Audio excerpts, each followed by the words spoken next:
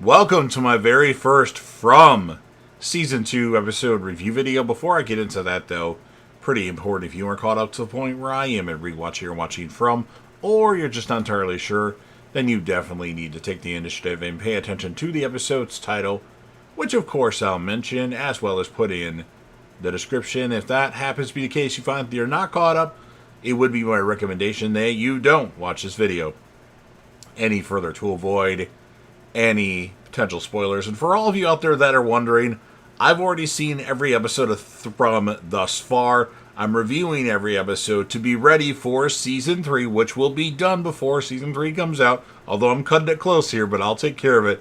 I like the show. Do I think it's amazing? No.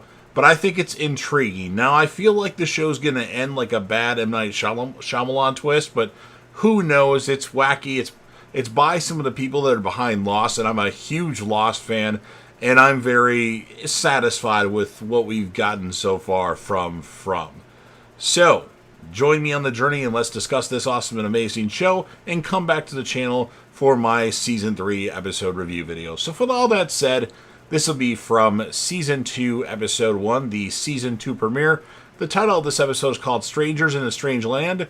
And this will be my review reaction recap after just finishing watching the episode. So Boyd walks through town ringing the bell, warning people to get inside before dark.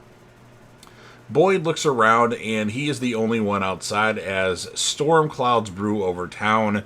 And Boyd's hand then begins shaking and he drops the bell as rain begins to fall before waking up at the bottom of a dry well.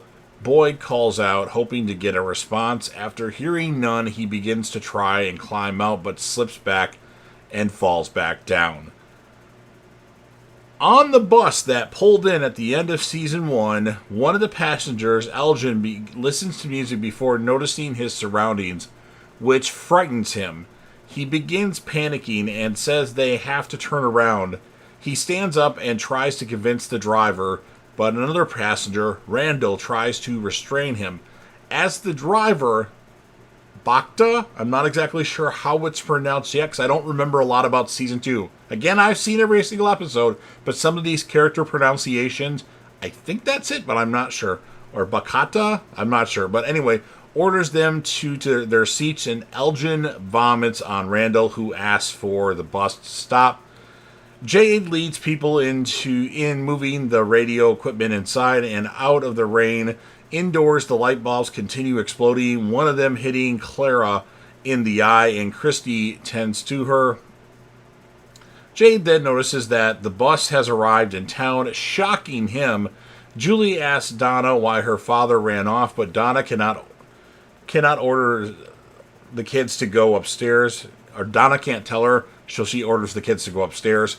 And Fatima leads Ethan upstairs, but the wind blows the winch through one of the windows. And Julie takes the opportunity to run after her father, which, with Ellis running after her, Jade then informs Donna about the bus outside the diner. There's a bus! Victor leads Tabitha through the tunnels. Tabitha asks where they are going, but Victor tells her not to talk, because they might wake up the creatures who sleep in the caverns beneath the town, and explains that he was told by the boy in the white to wait for her. As they walk, Tabitha finds a suitcase with a wedding dress inside, but Victor urges her to keep moving because the creatures will wake up soon. Christy removes the shards of glass from Clara's face, while Donna tells Matthias to grab the shotguns. Kenny says they don't need them, but Donna reminds him that there is a bus full of people with no idea about what they've rolled into. She tells him that they have a long night ahead and that if things go sideways, he needs to be ready to step up now that he's the sheriff.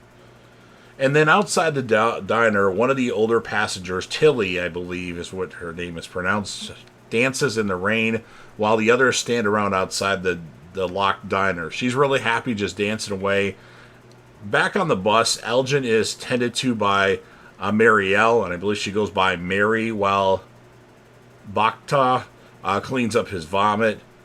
Brick asks her if she's a doctor, and she says she is a pediatric nurse, And Mary asks if he knows where he is, and he asks her the same question. Brick asks him why he was screaming, and Elgin answers that he had a bad dream. Randall comes aboard and begins scolding Elgin, who apologizes. Randall calls him a freak, and Mary tells him to back off. Randall grabs his bag and complains about how bad it smells. Mary offers to sit with Elgin until he is ready. Julie and Ellis arrive in town, with Tom meeting them. While Julie runs to her house, Ellis and Tom approach the bus passengers and tell them that more people will be down to help them and unlock the diner. Bacta replies that they aren't making a pit stop and she simply needs a mop. Julie rushes down to the basement and finds her father standing over a filled-in hole and asks what happened. Julie then asks where her mother is and begins to panic. And Jim tells her to get as many people as possible to help. As she stares at the hole, Jim hugs his daughter and tells her she needs to be strong and that her mother needs her. Julie leaves and tells Ellis that her mother is trapped in the basement. With Ellis's arm broken, Tom asks for volunteers to help get Tabitha out. Brick and Randall volunteer, but Bacta says that they need to stay with the bus and that emergency services will handle it, prompting Randall to sarcastically call her a peach. Ellis stops Julie from following Tom into the house, explaining that they cannot focus on her mother if they're worried about her. Kenny and Donna pull up in the van and they remind each other and the people with them that they have to keep everyone calm. Kenny apologizes for their inconvenience and offers some tea for all of them and allows them into the diner. Tom arrives with Randall and Brick in tow, and Jim explains to Tom that she had been digging to see where the wires went. Tom asks if she was digging in the basement. What caused the main floor to collapse if she's digging in the basement? Jim asks for them to just help. He doesn't really have answers for everything, and Randall assures him that they will get his wife out. As they begin removing debris, the floor above them begins to shake. Victor and Tabitha continue making their way through the tunnels. After seeing rats feeding on a corpse of a bird, Tabitha says they should go back, but Victor tells her that they have to go through and be brave. Boyd calls for Sarah from the bottom of the dry well and laughs bitterly about how she said they would be safe inside the tree, adding that this does not feel safe to him. A voice from the top of the tree calls out and asks Boyd if he's real, and Boyd answers that he is, and then the voice offers to help Boyd if Boyd helps him. Boyd promises to if he helps him out.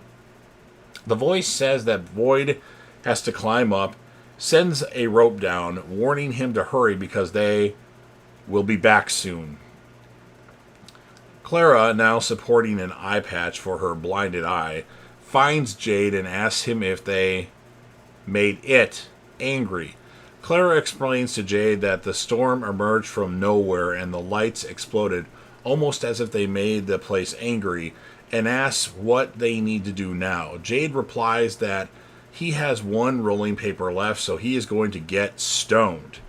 After she leaves, the symbol appears on the wall in front of Jade in blood, and a ventriloquist dummy next to him shrieks at him, prompting him to shout back at it, which was actually pretty hilarious, but both quickly disappear. Ethan gives a dustpan he found Tien Chen, who is helping to clean up the broken glass, and Tien Chen tells him to be careful, and Ethan asks how she thinks they broke, describing it as scary, and Tien Chen agrees, and Ethan asks if the others will return soon. And Tien Chen tells him not to be afraid, promising to protect him. Ethan says that he isn't afraid, though, although after Tien Chen gives him a look, he admits that he is a bit scared. He says that quests can get scary, especially close to the end. Jade passes by, and Ethan follows him onto the porch where he finds him smoking a joint.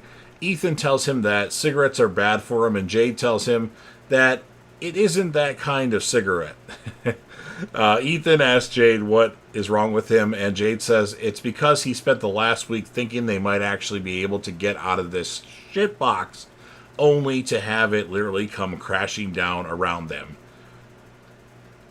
Ethan says they will try again, but Jade interrupts him and asks if he knows which room is Victor's, which he does know.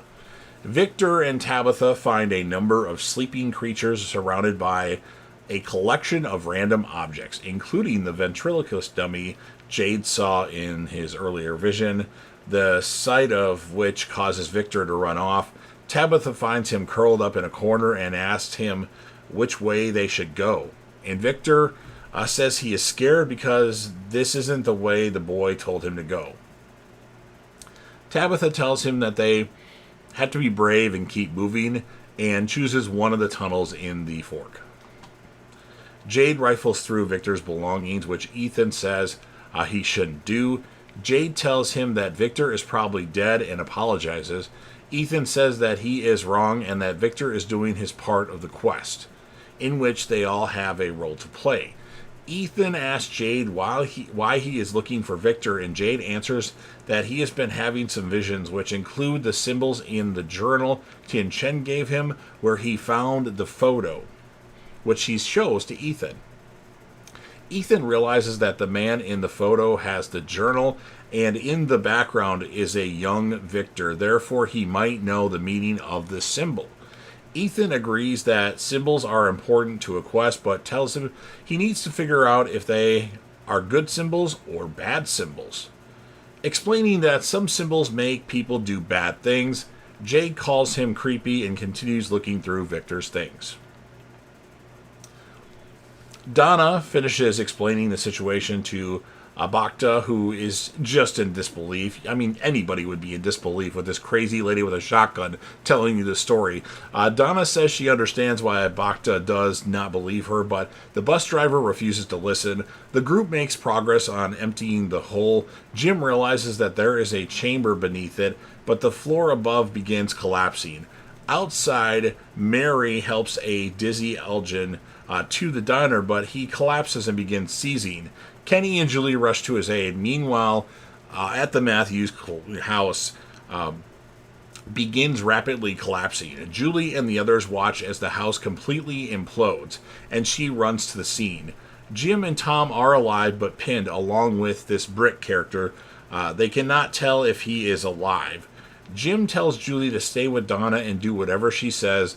Randall emerges unscathed from the rubble and is examined by Christy. Tabitha and Victor find a chamber with various archways blocked by sticks and a pile of stones in the center. A ball-like stone is rolled from one, knocking the stacked stones over. Tabitha examines one of the archways and sees a vision of a ghoulish child, frightening her. Victor warns her that the creatures are beginning to wake up, and they panic before heading down another tunnel. Christy continues to examine Randall for any injuries, while Mary and Kenny tend to Elgin. Christy and Mary spot each other, and they are shocked because Mary, or Marielle, being the fiance that Christy had mentioned to Kenny previously. The two cry and embrace. Oh, what a touching moment. What a coincidence that she just randomly shows up at this town. Boyd climbs the dry well and sees a vision of Ellis at the bottom, talking about the boat. Boyd almost slips but catches himself. The voice asks if he is okay, and Boyd says he is fine. Tabitha and Victor emerge in the forest, and Victor begins leading them. Bacta tries to get the passengers back on the bus, promising to send emergency services when they reach the next town. Donna tasks Matthias with watching her while they move debris, but Jim tells them to stop. He explains that everything is resting on something else, so they need to be slow and deliberate if they want to get everyone out alive. Julie warns that the sun is about to go down, and Jim says to leave them overnight.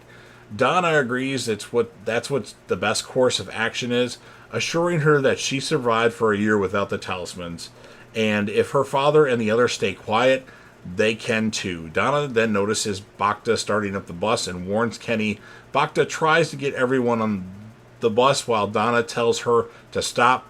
Donna tells everyone that if they are outside when the sun goes down, they will all die. Donna warns that they will die if they are outside when the night falls, and she is happy to further explain if they get in the diner. Ellis, Fatima, and Kenny try to explain to the disbelieving bus passengers. Donna gets a shotgun from the van and shoots out the bus's tires. Okay, I thought she had the shotgun previously, but it was just in the van. Several passengers run away, and Fatima tries to run after them. Kenny fires his pistol in the air and herds many of the passengers into the diner. Julie covers some of the rubble with tarps, and Jim tells her that there is a cavern underneath with debris, and her mother will be okay if she made it down there. Julie promises to get her father out, and Kenny arrives to get her inside.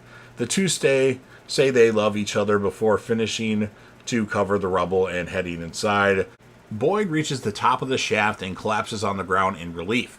He is startled by the voice, which is impressed that he made it given the length of the climb. Boyd finds the voice belongs to an elderly, thin, weak man that is shackled to the wall. The man asks if Boyd has a gun, and when Boyd answers yes, requests that Boyd kill him. And that's what ends the Season 2 premiere of From. Pretty good episode. Obviously, we have a lot more questions. We were introduced to some more characters in this episode, which some of them are very intriguing. We now have Marielle and Christy reunited. That's kind of convenient. I'm going to give the episode an 8.4 out of 10. My characters of the episode are going to be Donna, Jade, and then for our new characters, I'm intrigued by Elgin and Randall. I think they're interesting characters. You can make arguments for other characters, like even though Jim was stuck under debris the whole episode for the most part, he was important as well. But I just really like Donna, even Kenny. A lot of people did very good in this episode. So you've heard everything that I have to say. Now it's your turn. If you're a fan of From and you want to help me out with the YouTube algorithm, please make sure that you Hulk smash the like button. Share this video with a friend that likes From, preferably. Put this video on any one of your social media platforms if you want to, and let me know that you're doing that. Don't forget to sound off in the comment section about what your thoughts are on this episode of From. What would you rate the episode? And if you had to choose, who are your characters of the episode? I know I went with a bunch, but it's kind of hard when everybody kind of has their own moments in the show. Come back to the channel for my From Season 3 reviews. Keep coming back to the channel for Season 2, but obviously I'm building up to From Season 3, and I will be caught up by the time that comes here. But I'm running short of time, but trust me, these videos will come out on a nightly basis almost until I'm caught up. And then last but certainly not least, don't forget to hit that sub button. You're watching the video anyway. Subscribe to the channel, join the team, show your damn support, and be a part of something special. And you never know what you're going to see on JDev TV.